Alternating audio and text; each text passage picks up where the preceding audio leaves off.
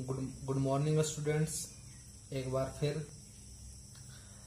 मैं उसी कड़ी को आगे बढ़ाते हुए लास्ट क्लासेस में हम लोगों ने एक स्टोरी पढ़ी थी और वो स्टोरी थी चिली के बारे में। और अब हम जो नेक्स्ट स्टोरी पढ़ने वाले हैं वो है पोलैंड के बारे में। पोलैंड एक यूरोपियन कंट्री है।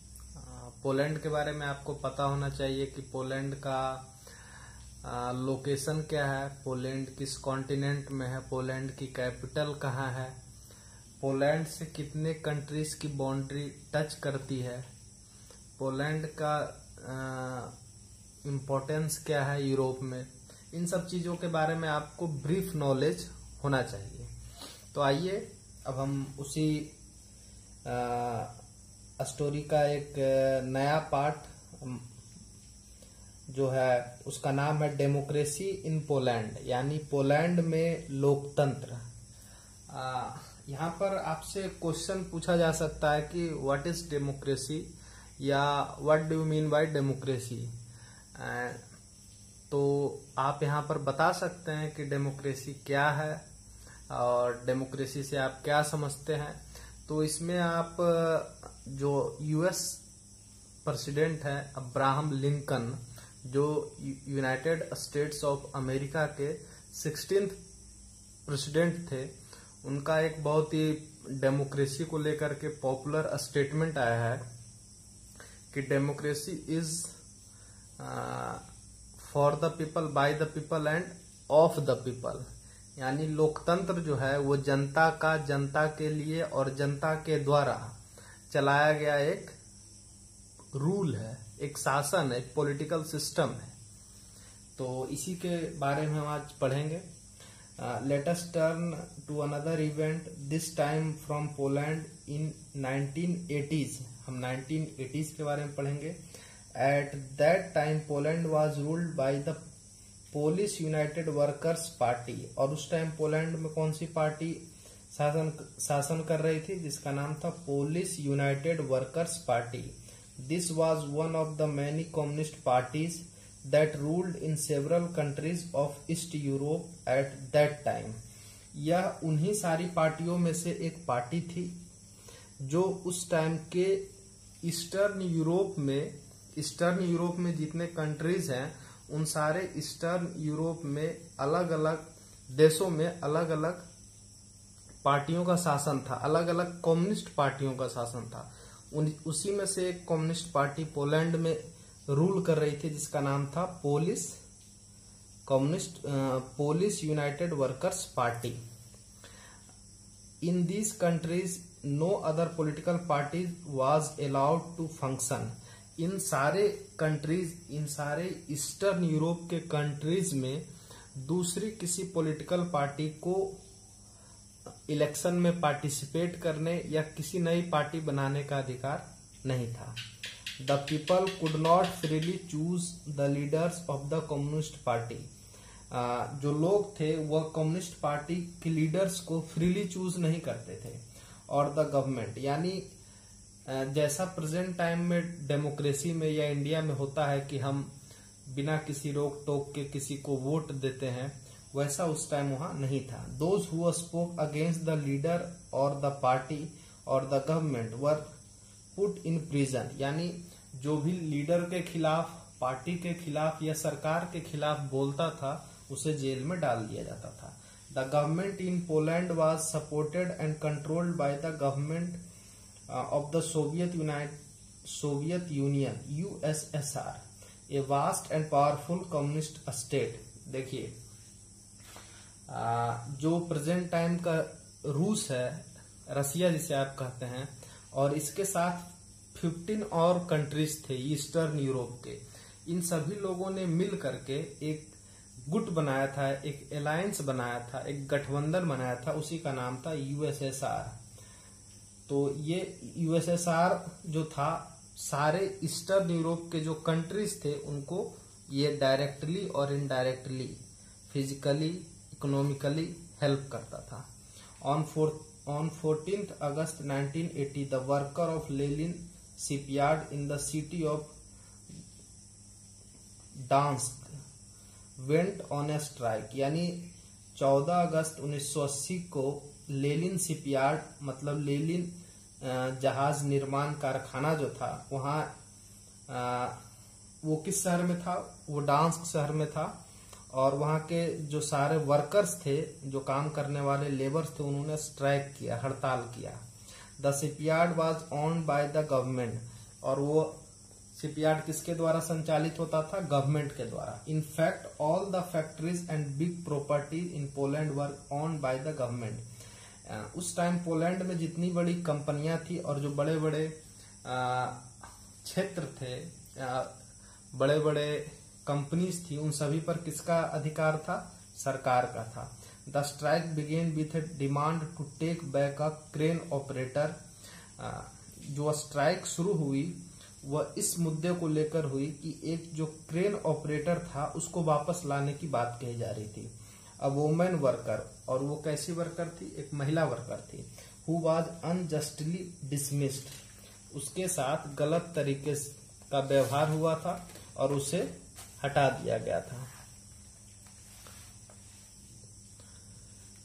फ्रॉम सर्विस, यानी उसे सर्विस से हटा दिया गया था। This strike was illegal, this strike was legal, यानी यह स्ट्राइक क्या था, लीगल था। Because trade unions independent of the ruling party were not allowed in Poland, यानी पोलैंड में कोई भी ट्रेड यूनियन जो था वो रूलिंग पार्टी के खिलाफ जाकर कोई भी काम नहीं कर सकता था, यानी वहां की गवर्नमेंट का ही ट्रेड यूनियन था। एज द स्ट्राइक कंटिन्यूड, और स्ट्राइक लगातार चलता रहा है। Former electrician of the shipyard Lech Walesa, pronounce Lech Walesa, एक उसी शिपयार्ड में पहले काम करने वाला एक और इलेक्ट्रीशियन था जिसका नाम था Lech Walesa. Join the strike, he was dismissed from service in 1976, और उसे 1976 में हटा दिया गया था। फॉर डिमांडिंग हायर पे, क्योंकि उसे इसलिए हटा दिया गया था क्योंकि उसने ऊंची मांग की थी, मतलब एक ऊंची सैलरी की डिमांड करता था। Walesa soon emerge as the leader of a striking worker, और वालेसा जल्द ही उस स्ट्राइक का क्या डिक्लेयर हो गया, लीडर डिक्लेयर हो गया। The strike began to spread across the whole city, और स्ट्राइक धीरे धीरे पूरे शहर में फैल गया। Now the workers started raising larger demand, और धीरे धीरे वर्कर्स ने और भी कई सारी डिमांडिंग स्टार्ट कर दी। They wanted the right to from independent trade union, और वो एक इंडिपेंडेंट ट्रेड यूनियन बनाने की मांग कर रहे थे। They also demanded the release of political prisoner, और इसके साथ साथ वो सारे पॉलिटिकल प्रिजनर को प्रिजन से छोड़ने की भी डिमांड कर रहे थे। And end to censorship on press, और प्रेस से प्रतिबंध हटाने की बात भी कर रहे थे, यानी उनकी यही सारी डिमांडेड थी कि पॉलिटिकल प्रिजनर को प्रिजन से छोड़ा जाए, प्रेस के ऊपर जो सेंसरशिप लगाया गया है उन सारे सेंसरशिप को खत्म किया जाए। The movement become so popular that the government had to give in. The worker led by Walesa signed a 21-point agreement with the government that ended their strike. जो लेक वालेसा था, जो लीडर बना था, उसने गवर्नमेंट के सामने 21 point रखे कि अगर गवर्नमेंट हमारे साथ हमारे स्ट्राइक को बंद करवाना चाहती है तो उसे इन 21 डिमांड को मानना पड़ेगा। The government agreed to recognise the workers right to from independent trade union and their right to strike. Government ने उनकी इन मांगों को माना कि उनके लिए एक इंडिपेंडेंट ट्रेड यूनियन होना चाहिए और उनको स्ट्राइक करने का अधिकार होना चाहिए। After the Gdansk agreement was signed, a new trade union called solidarity या सॉलिडारनॉक्स इन पोलिश, एक नया ट्रेड यूनियन बना जिसका नाम था सॉलिडेरिटी। Solidarity was formed. तो आपसे ये क्वेश्चन पूछा जा सकता है कि what do you mean by solidarity. तो सॉलिडेरिटी का मतलब होता है पोलिश में कि just like a trade union.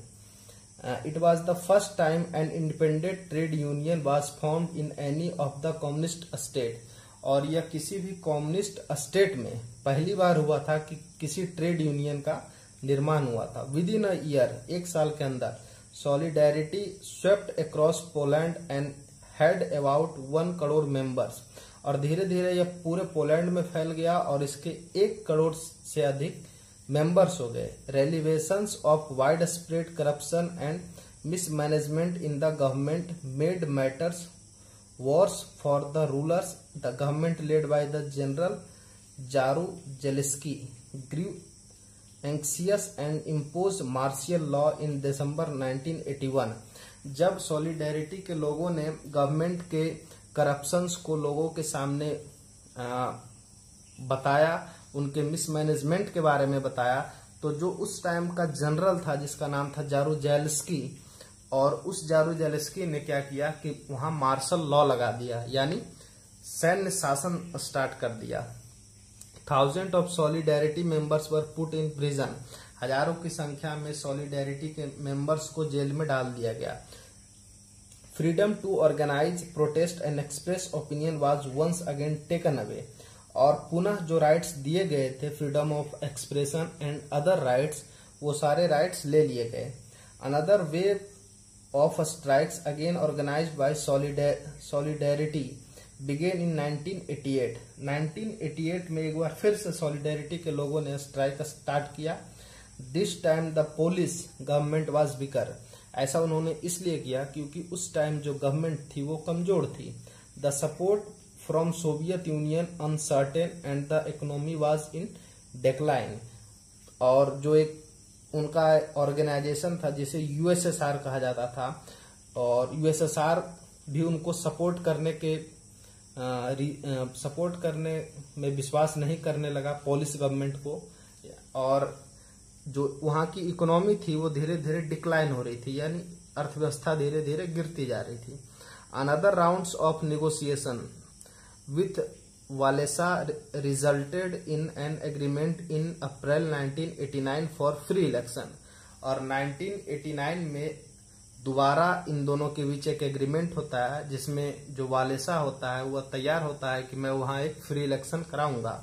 Solidarity contested all the 100 seats of the senate. और सॉलिडेरिटी ने सीनेट के सभी 100 सीट पे अपना चुनाव लड़ा एंड won 99 ऑफ देम, और उसमें से 99 उन लोगों ने जीता। इन अक्टूबर 1990 Poland had it's first presidential election in which more than one party could contest. और 1990 के इलेक्शन में ही ऐसा पहली बार हुआ कि एक से अधिक पार्टियों ने इलेक्शन में पार्टिसिपेट किया। Walesa was elected president of Poland. और वालेसा जो इलेक्ट्रीशियन था, जो लीडर बना था, धीरे धीरे अपने मेहनत की बदौलत वो क्या बन गया, वो पोलैंड का प्रेसिडेंट बन जाता है। आपके सामने एक्टिविटी दी गई है, locate Poland on the map. Poland को आप मैप में दिखाएंगे कहाँ पे है। Write down the names of the countries that surrounded it. और उनके जो नेबरिंग कंट्रीज है जिनकी बाउंड्री पोलैंड से टच करती है उसके बारे में भी आप लिखेंगे। Which other East European countries were ruled by communist parties in the 1980s, shade them on the map. और मैप में आपको यह भी दिखाना है कि 1980s के डिकेड में किस कंट्रीज में जो ईस्ट यूरोपियन कंट्रीज थी वहां कम्युनिस्ट पार्टी गवर्न कर रही थी। Make a list of political activity that you could not have done in Poland in 1980s but you can do in our countries. 1980s में आप कौन सी पॉलिटिकल एक्टिविटी पोलैंड में नहीं कर सकते थे उसके बारे में आपको लिखना है, जो आप अपने कंट्री में उस डिकेड में कर सकते थे। और हमारा जो अगला पॉइंट्स है, 2 फीचर्स ऑफ डेमोक्रेसी, इसके बारे में पढ़ेंगे। We have read 2 different kinds of real life story. हम लोगों ने 2 रियल लाइफ स्टोरी पढ़ा, एक चिली के बारे में और दूसरा पोलैंड के बारे में। The story from Chile was of a democratic government led by Allende being replaced by a non-democratic military government of Pinochet, followed by restoration of democracy। और वहां डेमोक्रेसी को किस तरीके से रीस्टोर किया गया। In Poland we track the transition from a non democratic government to a democratic government. और Poland में किस तरीके से एक नॉन डेमोक्रेटिक गवर्नमेंट को डेमोक्रेटिक गवर्नमेंट में चेंज किया गया। Let us compare the 2 non-democratic government in these stories। There were many differences between Pinochet rule in Chile and the communist rule in Poland. दोनों में कई सारे डिफरेंसेस हैं। Chile was ruled bye a military dictator, chilli को जो rule कर रहा था वो एक मिलिट्री डिक्टेटर था, while Poland was ruled bye a political party, जबकि पोलैंड में क्या थी, एक पॉलिटिकल पार्टी का रूल था और उस पार्टी का नाम है communist party. The government of Poland claimed that it was ruling on behalf of the working class. Pinochet made no such claim and openly favoured big capitalist, yet both had some common features.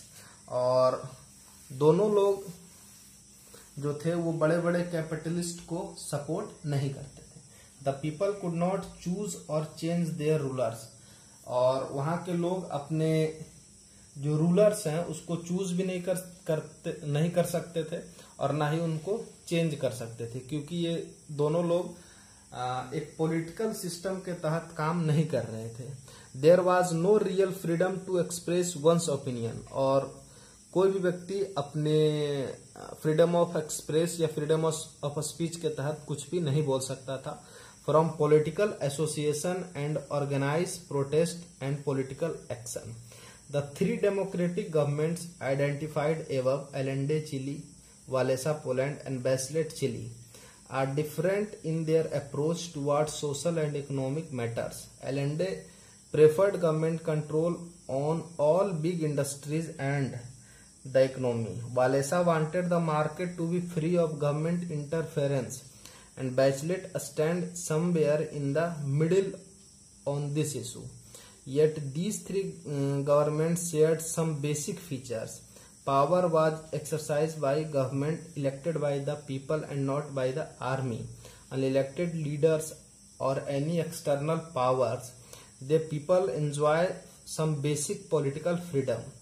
From these two stories, let us draw a rough way to identify a democracy. Democracy is a form of government that allow people to choose their ruler. In a democracy, मतलब कह रहा है कि democracy एक form of government है जिसमें peoples क्या करते हैं, अपने रूलर्स को चूज करते हैं। In a democracy only leaders elected by people should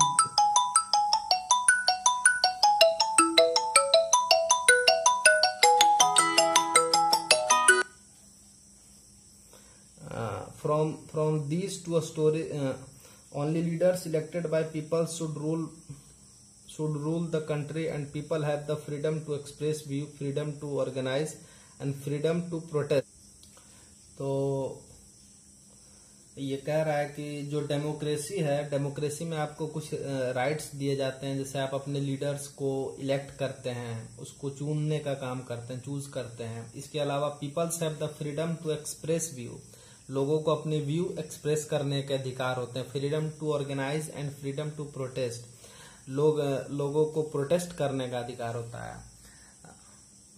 तो ये सारे राइट्स जो है डेमोक्रेसी में लोगों को दिए जाते हैं। तो these are the features of democracy. Next है, ये एक पिक्चर दिया गया है, इसको आप देख लेंगे और इसमें इनसे जो भी चीजें निकल के सामने आएगी उसको हो सकता है आपको लिखना पड़े। फिर मैं आगे बढ़ता हूं कि we shall come back to this question in chapter 2 and develop a identification of democracy. We shall also note some features of a democracy. अब हमारा जो अगला पॉइंट है 1.2, इसमें दिया गया है कि the changing map of democracy. इसमें पूरे 100 साल के बारे में दिया गया है, पूरे 20th सेंचुरी के बारे में बताया गया है। फर्स्ट मैप है मैप 1.1, डेमोक्रेटिक गवर्नमेंट इन 1900 से लेकर के 1950 तक।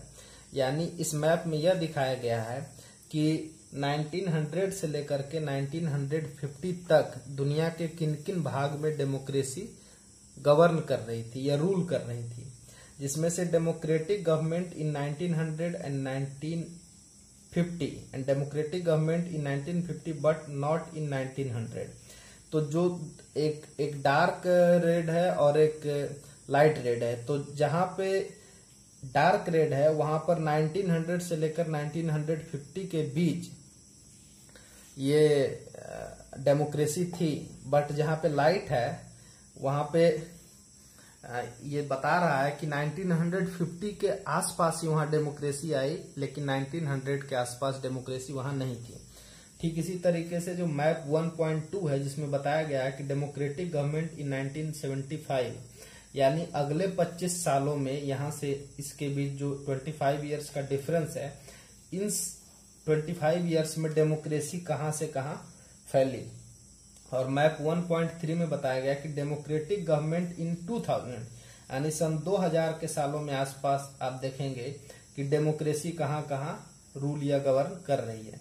तो एक जो 100 सालों का हम ये देख रहे हैं, एक जो 100 सालों का हम ये डिफरेंस देख रहे हैं, तो इन 100 सालों में हम देखते हैं कि डेमोक्रेसी ने दुनिया के अधिकतर भागों में या मैक्सिमम एरियाज में अपनी पहुंच बनाई है। दुनिया की हर कंट्री अपने आप को एक डेमोक्रेटिक कंट्री कहना चाहती है, और डेमोक्रेटिक कंट्री कहने के लिए उसे बड़ा गौरवान्वित महसूस होता है। तो जो हमारा अगला पॉइंट है, the changing map of democracy, वो इसी के बारे में बताया गया है। आइए थोड़ा उसके बारे में भी पढ़ लें। 20th century was full of the kind of stories we have read above, stories of transition to democracy, of challenges to democracy, of military coups। मतलब आपने देखा कि किस तरीके से दुनिया के कई भागों में जहां पहली बार डेमोक्रेसी एस्टेब्लिश भी हुई, लेकिन कुछ दिनों के बाद वहां फिर मिलिट्री कॉप्स आ गया, यानी सैनिक तानाशाही या सैनिक शासन दोबारा स्टार्ट हो गया, वहां तख्ता पलट हो गया, मिलिट्री ने दोबारा कंट्री के ऊपर अपना कंट्रोल कर लिया। Military coups of struggle of the peoples to bring back democracy, लेकिन लोगों ने कुछ दिनों के बाद पुनः डेमोक्रेसी को ही अडॉप्ट किया। Was there a pattern to these stories that record both the march toward democracy and the setback to democracy? Let us use the basic feature we noted earlier and identify democracies among different countries of the world. This is what the three maps shown here do. Take a look at these three maps below and find out if there was a pattern in the way democracies have evolved in the 20th century. The first map depicts the countries that were democratic in 1950s. Students मैं आपको एक homework भी दे रहा हूं यहीं पे कि इस मैप में, मैप 1.1 में किस किस कंट्री में डेमोक्रेसी थी वो आपको लिखना है। मैप 1.2 में किस किस कंट्री में डेमोक्रेसी धीरे धीरे और बढ़ रही थी आगे, और मैप 1.3 में भी डेमोक्रेसी ने अपना एक्सपेंशन कहां तक किया, किन किन कंट्रीज में इसने अपने आप को एस्टेब्लिश किया, उसके बारे में आपको लिखना है। यह आपके लिए एक होमवर्क है। A few year after the end of the second world war, this map also shown countries from this set that had already become democratic by 1900. The second map present a picture of democratic regime in 1975. इसमें 1975 के बारे में बताया गया है। After the most of the colonies had gained independence, finally we take another leap and look at the democracies in the year 2000, at the beginning of the 21st century. इस map 1.3 में तो हम पूरी तरीके से देखते हैं कि डेमोक्रेसी ने दुनिया के अधिकतर भागों में अपना फैलाव कर लिया था। As we look at this map, let us ask ourselves some questions. How has democracy march through the 20th century? Is there a clear pattern of expansion? When did the expansion take place? In which region? तो ये आपके सामने कुछ questions है जिसे आपको करने हैं। इसके अलावा जो हमने और भी कुछ पॉइंट्स आ रहे हैं उसे हम लोग डिस्कस कर लेते हैं। Let us summarise the main points that emerge from a reading of this map. इन मैप को देखने के बाद आपके सामने कुछ पॉइंट इमर्ज होते हैं, उसके बारे में जानने की कोशिश करते हैं। You need to go back to the maps to answer the question that comes after each point. Democracy has expanded throughout the 20th century. It is correct to say that at each point in this map the numbers of democratic countries is larger than at the previous point in time। पहला question तो आपके सामने ये है। Second question है कि democracy did not spread evenly in all parts of the world, ये भी है। It was establish first in some region and then spread to other region. Which continent in the world had a larger number of democratic in 1900 and 1950 and which continent did not have almost any. ये भी आपके सामने question है जिसे आपको map देखकर पूरा करना है। And while a majority of countries are democratic today, there are still large parts of the world that are not democratic. Which region in the world accounts for most of the countries that were not democracies in 2000? और आपको ये बताना है कि सन 2000 तक किस किस country में डेमोक्रेसी नहीं थी। तो इस तरीके से आपने एक जो हमारा पॉइंट था, एक स्टोरी बची हुई थी और इसमें आपने डेमोक्रेसी इन पोलैंड के बारे में पढ़ा और फिर 2 फीचर्स ऑफ डेमोक्रेसी के बारे में पढ़ा और जो एक मैप दिया गया, the changing map of democracy, democracy किस तरीके से अपने आप को दुनिया के अधिकतर कंट्रीज में स्टैब्लिश करने की कोशिश कर रही थी, इसके बारे में आपने पढ़ा। तो स्टूडेंट्स, इस तरीके से आपने यहाँ जिन जिन पॉइंट्स के बारे में पढ़ा है और जो भी यहाँ क्वेश्चंस दिए गए उन सारे क्वेश्चंस को आपको करने हैं और आपकी कोई भी क्वेरी हो तो आप कमेंट करके पूछ सकते हैं। इसके अलावा आप वीडियो को लाइक करें, शेयर करें और चैनल को सब्सक्राइब करें। Thank you very much.